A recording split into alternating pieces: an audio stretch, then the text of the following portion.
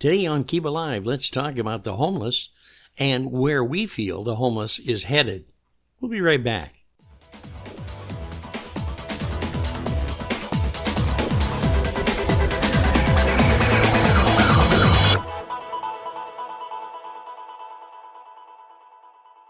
I'm your host, William Lee, podcaster, podcast producer, and the founder of Kiva Agency for Digital Marketing. Today I'm going to talk about something that really rubs me wrong. In fact, I'm so upset about it, I'm going to pull out my soapbox and we're going to start at the top of what I feel is really a king-size Seattle mess. The question is homeless, and what are we going to do with them?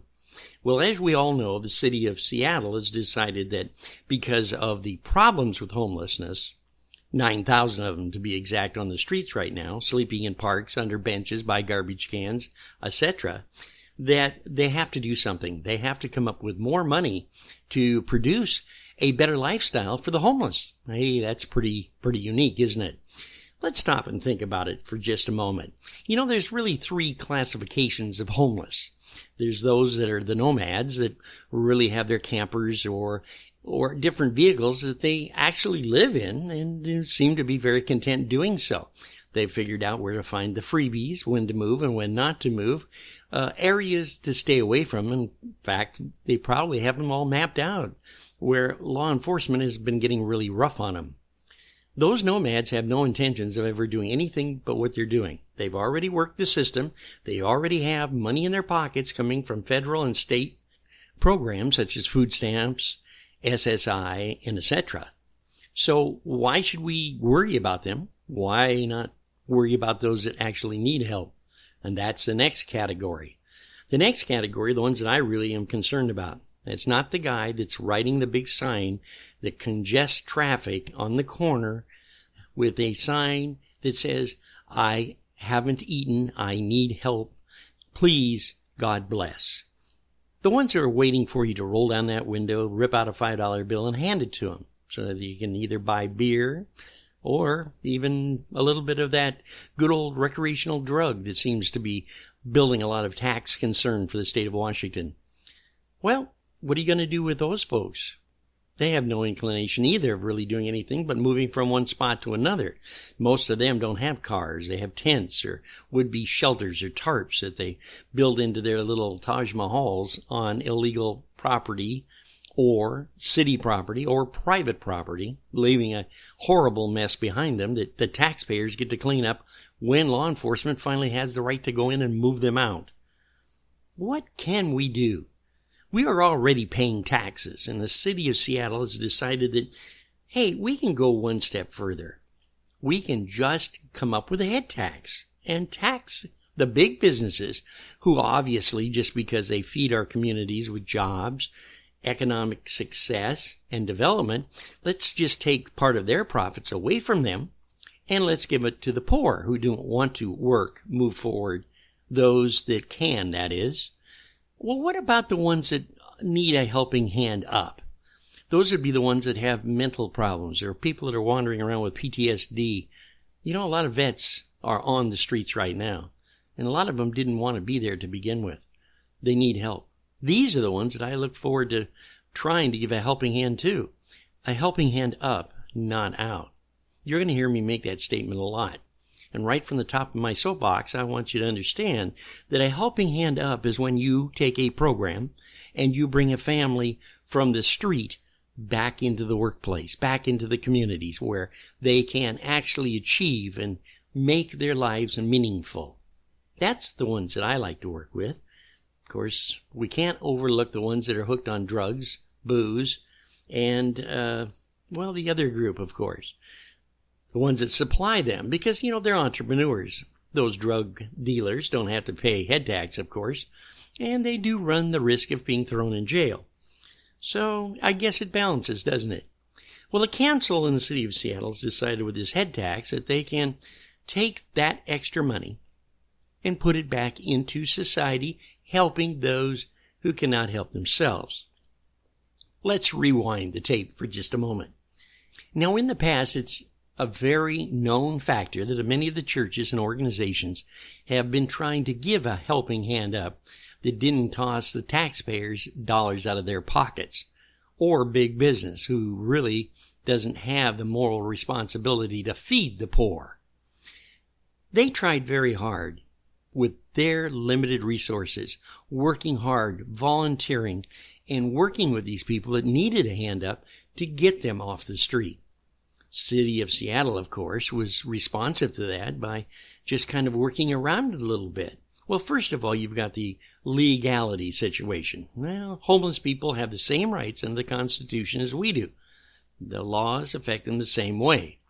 So in some cases, like in the city of Puyallup, when it was noted that you can't just arrest them for, shall we say, sleeping and not blocking a public library building or sleeping out in the park, that's their right. And even the city attorney of Puyallup was noted in the Tacoma News Tribune making that statement that maybe cities step out of line occasionally and take those rights away from those that are homeless. Okay, we see that side of the question. The other side of the question that we have to see also is the effect of what's happening in Seattle, once again, through the wonderful move of government, has, as I've mentioned, started a head tax. They voted it right through, not really, shall we say, setting up hearings or talking to the public. Oh, wait a minute. I stand corrected. They did talk to the public. They talked to the public that wanted this head tax run through. They argued brilliantly on television, talking about how they're going to save these 9,000 people on the streets, not counting the 4,000 that they're already saving. What's going to happen to all this? Well, it's simple. Big business has now to pay a head tax. Over 560 or more businesses will be targeted for this head tax. Now, these are companies, remind yourself, that hire, employ, and build communities, financially responsible for the growth of the city of Seattle. These are the businesses that bring in other businesses. So I guess it's right that mom and pop chain store, who I think will eventually get taxed as soon as Seattle figures out how to do it, sits back and watches their major stores, suppliers, and other businesses who now will have to increase the cost of goods because they are being penalized because they have to feed the poor. Now, I look at companies like Amazon, I look at companies like Boeing and some of the others, and I'm thinking to myself, how much more is Seattle going to bend them before they say, okay, that's fine, we'll just move outside the city limits where there is no head tax yet, and we'll just move out of those communities that you are taxing us, and we will start elsewhere. Now, if the council is so blind with their wonderful organization and can't see that, I'm really feeling sorry for them. The next step I think that we should look at is the mayor of the city of Seattle seems to have, changed her view immediately upon the council's unanimous vote to put this head tax into effect. But did she ask if there was rules or regulations and policies to set this up with? Was there a financial responsibility that balanced out? Helping hand up instead of a helping hand out? Well, so far nobody seems to have seen it. All they were interested in is saying, we, the council, vote unanimous to put a head tax on horrible companies like Amazon. If I was the owner of Amazon, I'd put up a big for rent sign and I'd move everybody out of the city limits in 48 hours or less. And then I would sit back and wave at them from the other side of the city line and explain to them that now we're going to build up these communities because we're not supporting those who don't want to work. Wonderful idea, isn't it? I feel sorry, personally, for the people in the city of Seattle, the property owners, and etc., because while these little homeless camps are developed and put on block after block, over 660 little tiny little houses we're going to build, the problem is not going to be resolved. They need a helping hand up, not out. They need to understand that these communities, if they are not regulated with policies and are not allowed to ask questions of those who live there, what kind of problems the communities will now be suffering. Well, let me give you an example. Not too long ago, we know of a gentleman that had an arrest record, a warrant, in fact. He was living in one of these wonderful communities who the people in charge of the community, when asked, could not answer why they had this guy living there, because Remember, it is not PC correct to ask about background checks. Those are privacy issues. So he's a felon. So he's convicted. That's not our interest. We can't ask those questions because we have our hands tied behind our backs. But we can open the doors and let them move in here and live in our communities. Isn't that wonderful? The police departments are already having enough problems all over, in King, Pierce, and other counties where these homeless seem to roost. One of the problems is domestic violence, thievery, drugs, alcohol, the horrifying health problems of unsanitary conditions, of garbage piling up, of children who should be in school are not getting educated, of women that are in pregnancy and or have been raped in these colonies, now delivering children, we hope, in safe hospitals. What's going on? And why? And how can we change it? Well, I'm to the point now where I don't think a head tax is going to do a darn bit of good. Just recently I had the opportunity to work with another organization, which I'll be reporting back to you in the near future on some of our great shows coming up, that is giving a helping hand up. You know what they're doing? They're doing things that are strange. They're going out and not asking for taxpayers' dollars. They're going out and working hard for foundations to donate, for individuals to donate, from clothing to money to occupational research to career opportunities. They're putting all this together in a very small, unique way. This way has what I call the policy of making people understand that they're getting a helping hand up, not out. And if they can't survive, if they can't measure up to that helping hand up, then they are given the chance to find other resources that might help them.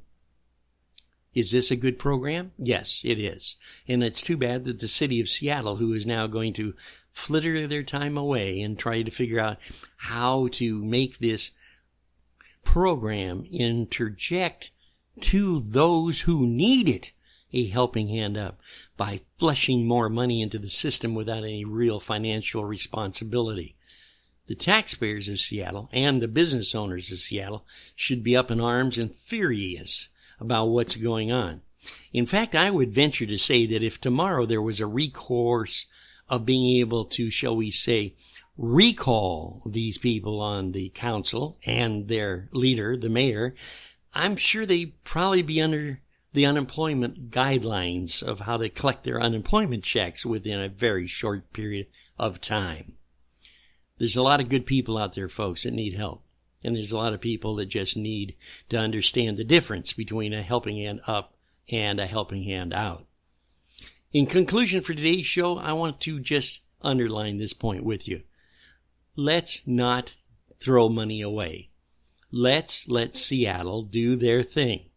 But let's make sure that our politicians, our representatives, our people that are running the councils in our different communities understand that we are not interested in a head tax. And let's build resources in the community with the community help to fight this homeless problem. Because if we don't, there'll be a lot of real sad endings to a lot of good stories of people that could have had a helping hand up. Well, I'm going to step off my soapbox. I'm going to shove it back in the closet again. And until we meet again, I want you to remember this. No matter how bad things get, no matter how you feel that the economic twist or changes, or how the politicians run our communities, first of all, you got to remember, if you take a positive attitude and simply start a conversation, you'll just keep on smiling.